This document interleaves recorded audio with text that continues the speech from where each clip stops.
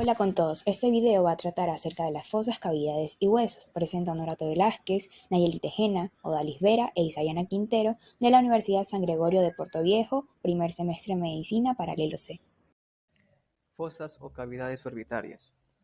Tienen una forma de pirámide cuadrangular, pared superior o techo de la órbita. Aquí se encuentran y delimitada por láminas orbitarias del hueso frontal y la cara inferior de las alas menores del hueso esfenoides. En su pared lateral se delimita por la cara orbitaria del ala mayor del esfenoides y apófisis frontal del cigomático.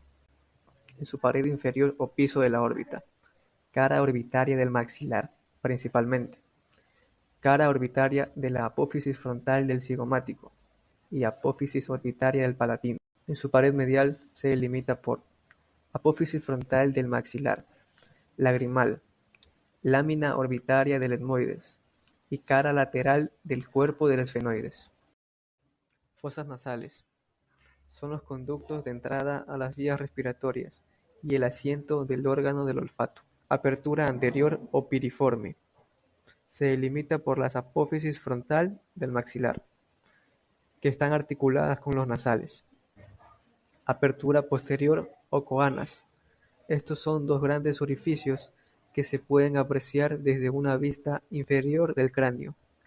Se encuentran delimitadas por el cuerpo de los esfenoides, alas del vómer, borde posterior de la porción horizontal del palatino, ala interna de la apófisis pterigoides del hueso esfenoides, porción vertical del palatino y borde posterior del vómer. Pared superior o bóveda nasal. Se delimita por la cara posterior de los huesos nasales, espina nasal del frontal o espina nasal anterior, cara inferior de la lámina cribosa del hueso etmoides y las caras anterior e inferior del cuerpo del esfenoides. Su pared inferior es ligeramente cóncava en sentido transversal y se delimita por la cara superior de la apófisis palatina del maxilar y la porción horizontal del palatino. Fosas craneales.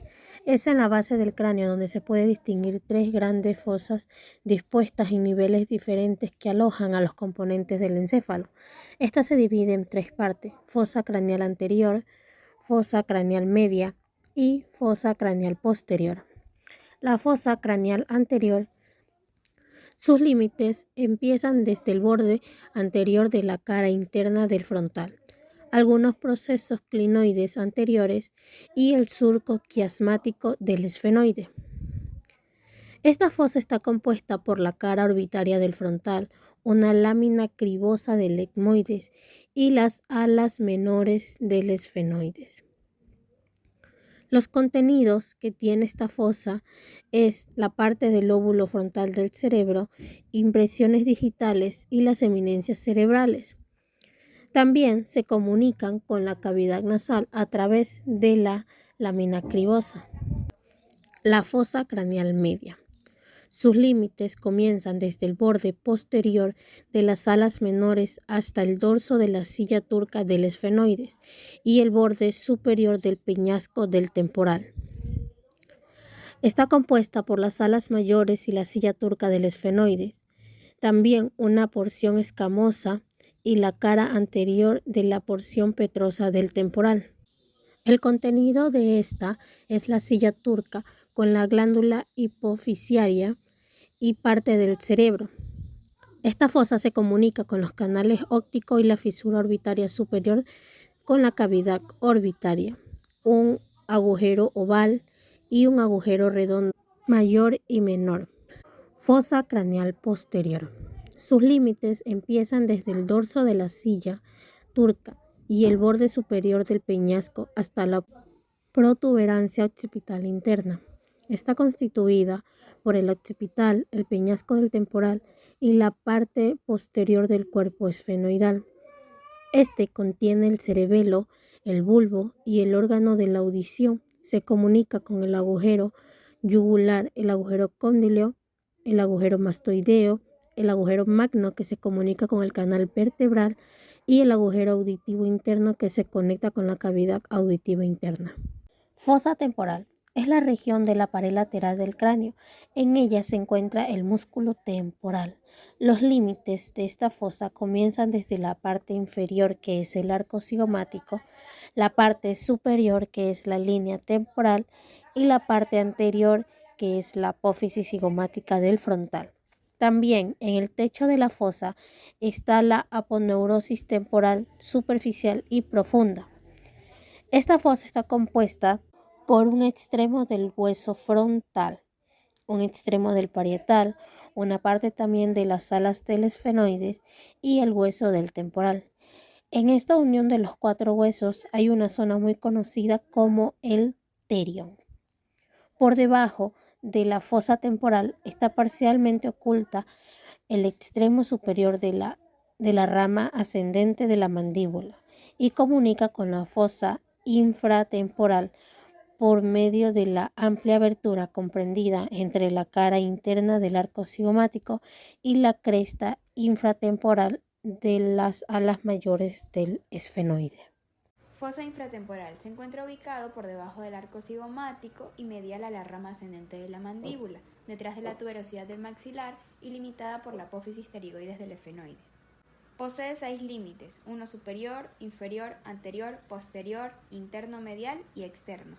El límite superior está formado por la porción horizontal del ala mayor del esfenoide y una pequeña superficie del temporal. Esto corresponde al techo de la fosa. Aquí se disponen los orificios oval y espinosos que comunican la fosa infratemporal con la fosa craneal media. El límite inferior es abierto ya que no hay alguna estructura que lo limite. El límite anterior está formada por la parte posterior del maxilar y se encuentran los orificios alveolares superiores posteriores. La parte posterior también es abierto ya que no hay alguna estructura que lo limite. La parte medial está formada por la cara externa de la lámina pterigoidea. Aquí se encuentra la hendidura pterigomaxilar, en donde a través de esta, la fosa infratemporal se comunica con la fosa pterigopalatina. Y por la parte externa se encuentra la rama ascendente y la apófisis coronoides de la mandíbula. Se comunica con la fosa pterigopalatina, en donde se debe pasar por la hendidura pterigomaxilar, y con las órbitas a través de la fisura orbitaria inferior. Fosa pterigopalatina. Se encuentra ubicado en el fondo de la fosa infratemporal, ya que la prolonga en profundidad. Tiene forma de cono, es una hendidura dispuesta entre el margen anterior de la apófisis pterigoides y el borde posterior del maxilar. Se encuentra formado por 3 huesos, el maxilar, el palatino y el esfenoides. Consta de 3 paredes, una base y un vértice. Por parte de las 3 paredes se tiene una anterior, una posterior y una medial. La pared anterior está formada al 90% por la tuberosidad del maxilar y por la apófisis orbitaria del hueso palatino. La pared posterior está formada por el borde anterior de la apófisis pterigoides del hueso esfenoides, que se encuentra en la parte externa del ala mayor del esfenoides. Aquí se encuentran 3 forámenes: el redondo, que comunica la fosa pterigopalatina con la fosa craneal media, el foramen del conducto pterigoideo con el conducto palato-vaginal, que comunican la fosa pterigopalatina con la parte superior de la faringe. La pared media está formada por la lámina perpendicular del hueso palatino. La base se encuentra de manera superior en el origen del ala mayor del esfenoides. Y el vértice se encuentra en la parte inferior, ya que corresponde entre la apófisis piramidal del palatino y la tuberosidad del maxilar. La tuberosidad y la apófisis pterigoides nunca entran en contacto, ya que se interpone la apófisis piramidal. Se comunica con la fisura pterigomaxilar, que es el espacio donde la fosa pterigopalatina se comunica en sentido lateral con la fosa infratemporal, y también con el foramen esfenopalatino, que comunica la fosa pterigopalatina con la cavidad nasal en sentido medial. Hueso palatino. Es una fina lámina ósea en forma de L, en la que se puede distinguir una porción vertical y otra horizontal. En su cara externa o cara maxilar pueden distinguirse en 3 segmentos. En el primer segmento es anterior, se articula con la parte posterior de la cara nasal del maxilar y contribuye a delimitar con el conducto palatino mayor. El segundo segmento medio queda ocupando el espacio interpuesto entre el borde posterior del maxilar y la apófisis pterigoides. En el tercer segmento posterior está adosado a la cara interna de la apófisis pterigoide. El hueso palatino también tiene funciones. Es un hueso pariado ubicado entre los huesos maxilares y los procesos pterigoides del hueso esfenoide. Ahora vamos a hablar sobre la cavidad bucal. Es el órgano que actúa como puerta de entrada al organismo.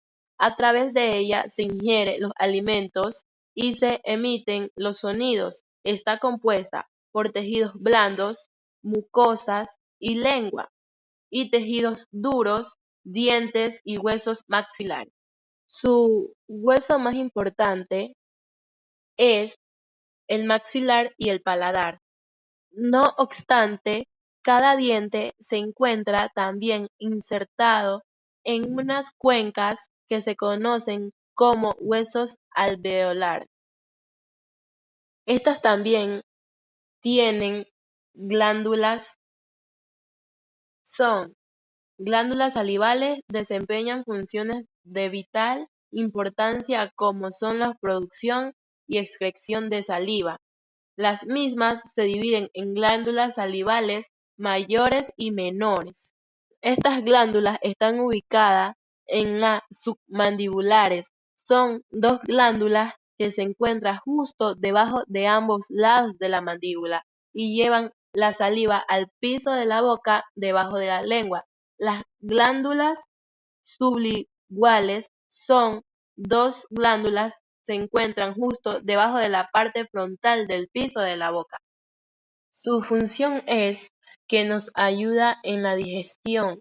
¿Y sabías que tu boca es uno de los componentes más importantes de nuestro organismo, debido a que se encuentra formada por diversas piezas que trabajan de forma coordinada, desarrollándose en varias funciones?